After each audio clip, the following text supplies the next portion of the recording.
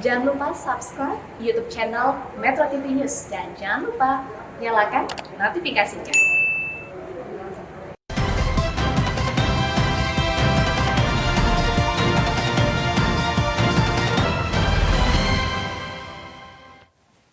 Selamat siang, inilah headlines pukul 11 waktu Indonesia Barat. Saya Marvin Suristio. Pemirsa, DPR hari ini melangsungkan rapat paripurna dan salah satu agenda ialah pengesahan pembentukan 3 provinsi baru di Papua, yakni Provinsi Papua Selatan, Provinsi Papua Tengah, dan Provinsi Papua Pegunungan. Selengkapnya kita bergabung bersama rekan Sosa Utapia langsung dari gedung DPR RI Senayan, Jakarta. Sosa, dengan disahkannya 3 provinsi baru ini maka akan menimbulkan sejumlah konsekuensi khususnya terkait penyelenggaraan pemerintahan. Lantas bagaimana rencana DPR dan pemerintah mengantisipasi hal ini?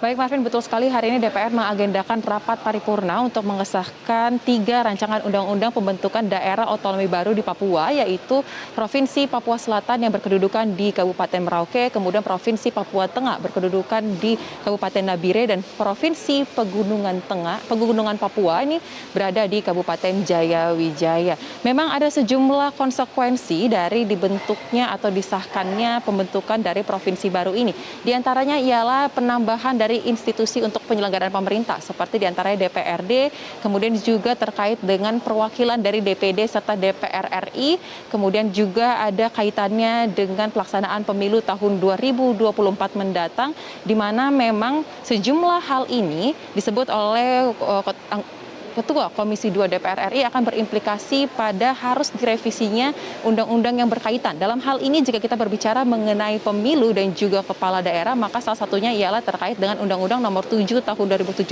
tentang pemilu. Oleh karena itu, opsi untuk melakukan revisi dari Undang-Undang Nomor 7 Tahun 2017 ini masih dibuka, namun posisinya tengah menunggu apakah ini akan diambil dari inisiatif DPR ataupun pemerintah sebagai pihak yang terkait.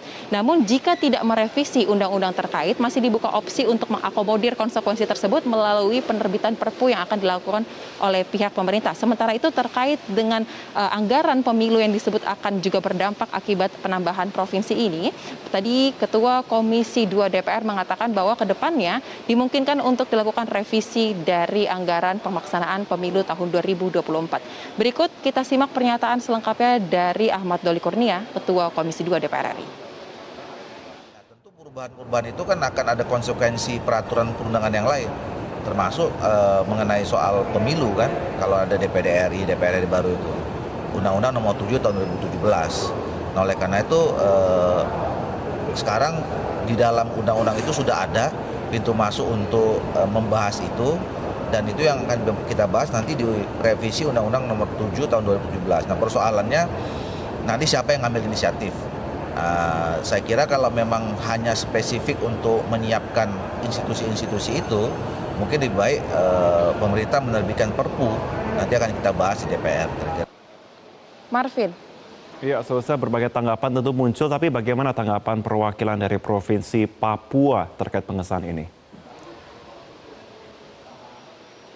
Baik Marvin, memang pembahasan mengenai rencana pemekaran Papua ini menuai beragam tanggapan di ruang publik termasuk dari orang Papua asli. Nah, untuk mengetahui tanggapan dari salah satu kepala daerah dan juga tim kajian pemekaran Papua Tengah, saat ini saya sudah bersama dengan Bapak William Wandik. Selamat pagi Bapak, bisa diceritakan mungkin secara singkat kepada kami sebelum diputuskan atau disahkannya ada pemekaran provinsi di Papua, seperti apa kesulitan yang dialami oleh orang-orang di tanah Papua? Iya, pertama kami kendala yang sering kami hadapi ketika luas wilayah ini kan ada 29 kabupaten kota, dan hari ini akan mengesahkan 3 provinsi, yaitu Provinsi Papua Selatan, ibu kota di Merauke, terus Papua Tengah akan ibu kota di Nabire, dan Pegunungan Tengah akan di Jayawijaya. Ini adalah rentang kendali, komunikasi, koordinasi antara di mana wilayah-wilayah kabupaten yang ada. Dengan adanya 29 kabupaten itu sudah dimekakan, maka koordinasi antara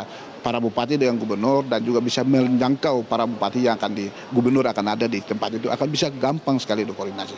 Sehingga penyelenggaraan pemerintahan maupun koordinasi maupun juga pengembangan pembangunan juga akan lebih komprehensif, lebih dekat, lebih melihat secara kewilayahan dan juga lihat dari semua Ini luar biasa. Gitu. Oke, berarti ini akan juga mendukung kesejahteraan dari masyarakat Papua dan didukung oleh masyarakat Papua sendiri. Iya, jadi kehadiran kabupaten provinsi ini membawa suatu perekonomian, memberikan suatu kesejahteraan dan juga ini adalah suatu berkah dan ini luar biasa karena dan juga kami secara pribadi dan para masyarakat Papua menyampaikan terima kasih kepada Bapak Jokowi yang begitu luar biasa walaupun begitu mengesahkan Undang-Undang Otonomi Khusus nomor 2 tahun 2021 lalu setelah itu disahkan dan diwajibkan dalam undang-undang itu harus ada pemekaran provinsi 3. Nah inilah yang dilakukan oleh DPR dalam hal ini Komisi 2 sudah melakukan dan hari ini akan disahkan.